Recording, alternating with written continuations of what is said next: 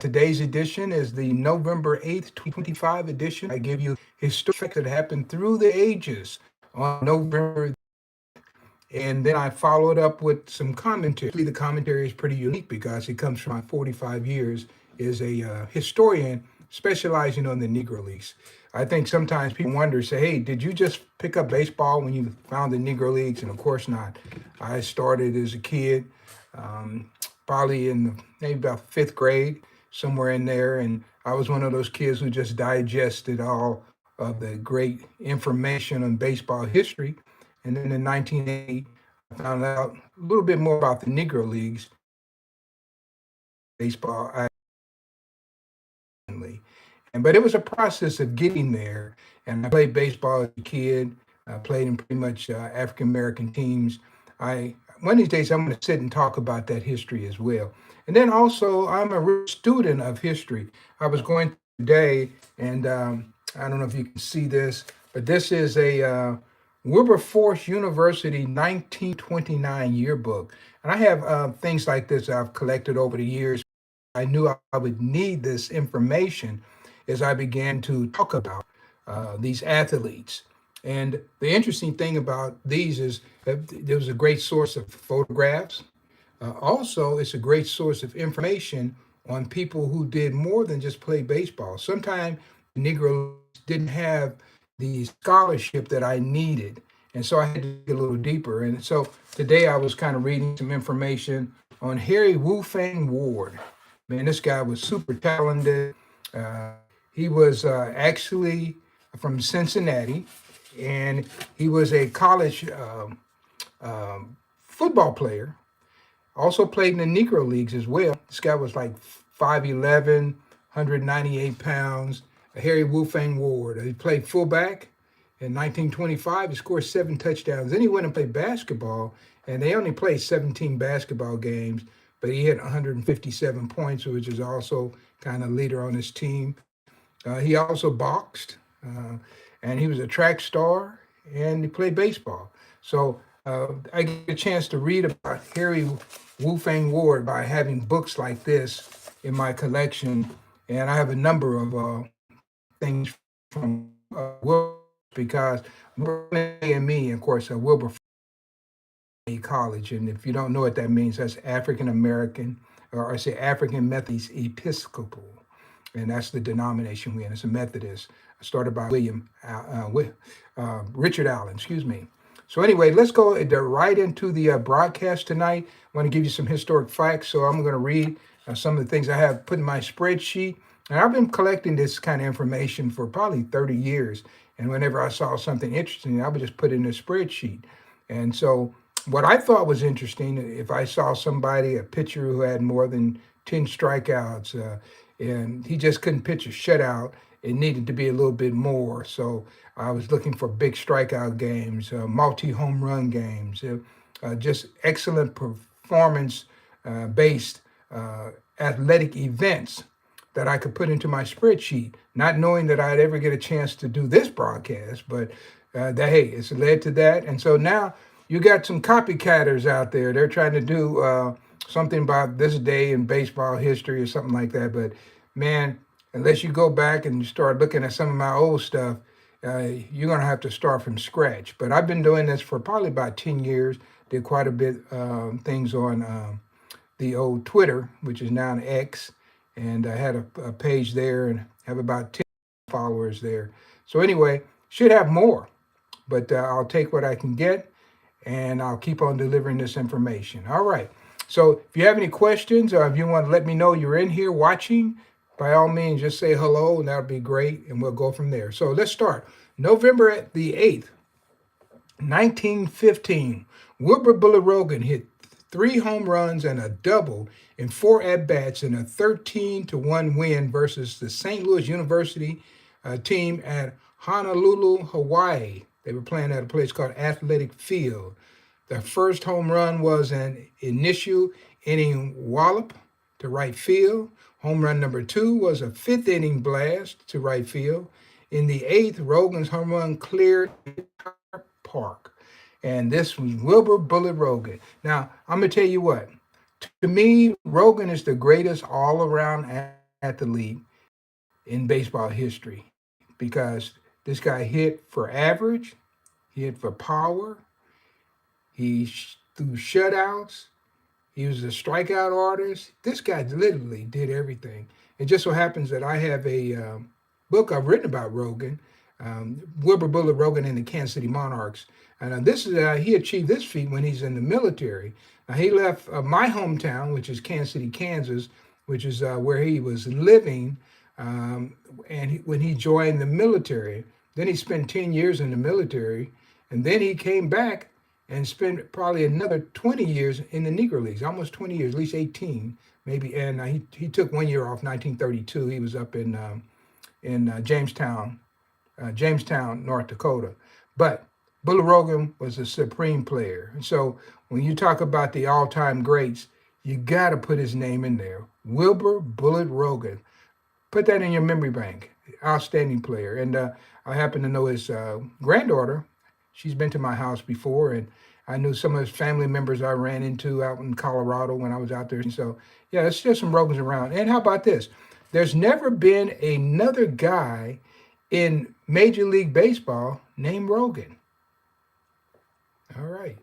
A little trivia for you there. So let's go to the next one. November the 8th, 1925. So I'm jumping 10 years. Connie Day, an infielder for the Philadelphia Royal Giants, slugged a game-winning home run off of Charlie Root. Charlie Root, of course, I think Root pitched for the Cubs at that time, who was 18 and 17. All right, okay, I did make a note for the Chicago Cubs in 1926. So a crowd of 5,000 attended the game at Los Angeles White Sox Park and Root was pitching for the White Kings soap-sponsored team. So these guys, they competed, and they deserve to be in the history books. And when last year, I guess it was 2021, 22, when we merged those statistics, there were a lot of people who didn't like that. But I tell you what, these guys were denied, but they could compete with the best. And here we are. You got a guy who won 18 games in the major leagues, and you have a guy you never heard of hitting home runs off of him and winning ball games. But when they came to play teams like the Royal Giants, who were just stacked with talent, hey, they had a tough afternoon. All right. Okay, so let's go to another one. This is going to be November the 8th, 1931. Okay, we are still out in California. Yeah, California Winter League. George Mule Suttles raked a home run in game one and another in game two of the doubleheader to defeat Kings. Remember the soap company, a sponsored soap company, 7-4 in the first game and 9-2 in the second game. So he led the way, and that game was played in Los Angeles, California. Mule Suttles, like Rogan, are both members of the Baseball Hall of Fame in Cooperstown, New York. I've seen both of their plaques there. So I haven't written much about Mule Suttles. I remember Coop Papa used to talk about him all the time and how he would just tear that park up in St. Louis with the old Carborn. Him and Willie Wells would just tear that place up. They had a short field there, and man, it was custom made for those guys. Willie Bobo was another guy that hit a lot of home runs in there. So yeah, some good history in St. Louis. And years ago, I used to go to St. Louis all the time, and I would go by Tweed Webb's house. Sometime Tweed and Coop Papa, they get together, and we go by Coop Papa's house, and then they have different people come over, and I could meet all these people. I remember who came by there. Dickie Ballantyne. If you go to St. Louis, they had there was the Matthew Dickey's Boy Club, but Dickie Ballantyne used to come over there, and so I had a chance to meet Dickie Ballantyne, and the Boys Club is named after him. I don't know how famous it is now, but back in the 80s, it was a pretty famous place and really active in the city of St. Louis. So I had to look that one up and see if it's still going. But I did meet him, and I'm trying to think. There was another guy. He played for the Claybrook Tigers. Used to come over all the time, and then a couple of old veterans. There was a couple of Cleveland Buckeye guys used to come over. So I would get a chance to meet these guys.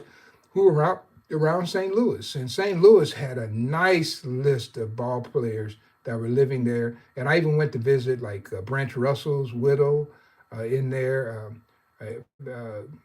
Zumfer's wife, met her. She was there. So it was just a good group of people. And then later on, Quincy Troop, who had been in Los Angeles, he moved to St. Louis and he passed away. But that's where he originally came from, was St. Louis. But he was out in Los Angeles when I first met him.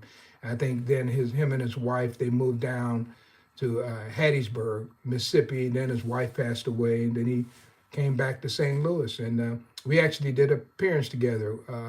And if I remember correctly, it was Quincy Troop and oh man, well, I'm trying to think who was all there. Lee Moody was there. Um, Boy, I can't remember all the people there. Tweed Webb was there. Of course, he came.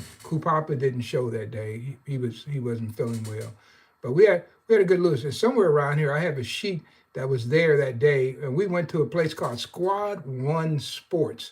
We were there, and it was a black-owned shoe store. Of course, Nike shoes were all the rage then. This is probably about 19. I want to say maybe late 80s or something like that. Maybe 92 at the latest. We went down there. So anyway, there's a lot of good memories, and I have lots of clippings and artifacts from all of those events. All right, so St. Louis, great town. I always loved the baseball in St. Louis. Real baseball town. All right. So let's go to one more fact. And I usually always try to give a fact where there's a maybe a guy playing another sport. And of course, this time of year, you got a little football still going on. You got a little basketball, and you got winter baseball. So here we go. So November the 8th, 1948, and the Harlem Globetrotters whipped Rockford Morse, the Rockford Moose. Let me try that. The Rockford Moose team in a 40 high school gymnasium in Rockford, Illinois, and baseball stars Nathaniel Sweetwater Clifton dropped 15 points, and Reese scored 11. Man, you have two. First of all, Sweetwater Clifton, I've been talking about him a little bit more this week because this week was the week that I think it was November 5th, that he integrated the NBA, became the first African American basketball player in the NBA. But he played basketball and he played baseball at a very high level. And of course, the same thing could be said for Tatum, Reese Goose Tatum. If you don't know about him, they called him the crown prince of basketball. And he is enshrined in the Naismith Basketball Hall of Fame in Springfield, Massachusetts. There we go. And so there's lots of good history out there that's still waiting to be told. And guys, you can go and you can turn on the Sports Center all day long. You won't get this kind of information. They need to bring me on and have me do a regular segment on sports. Somebody throw that out there, and hey, I'll put on a suit like they do, and I'll go out there and do a regular segment. But anyway, that kind of does it for tonight. Let's see. If anybody's in here want to say anything, just say hello or whatever. Feel free to do that. I do want to thank everybody for joining me. And if you like what I'm doing here, or if you're picking this up after the live, be sure and subscribe, guys.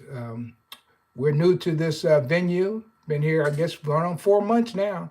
But man, I'm dropping a lot of history. And there's nowhere you can get this kind of information. Now, you can get somebody who read one of my books and they're who don't write books, or you can get somebody like that somewhere. But if you really want hard, straight information, and information that comes from somebody who's had to live this life, you want to be here. This is a place you can come to often. And like I say, guys, we don't have any dancing girls in the background, and I'm not telling a bunch of jokes. I'm not doing anything funny to hem you in. Just giving you some nice historical sports information. That's all I'm doing. So thank you, guys. I want to thank everybody for joining, and that does it for me tonight. So we'll be back again with the November 9th edition of This Day in Baseball History, or Black Baseball History, or you want to call it. And that'll be tomorrow. And I'm looking here at some of the things I have. Man, I've got some good stuff tomorrow. So I've got information that you'll want to know about. So come on back. Come on back. All right. So that does it for me, guys. Have a good evening. Bye.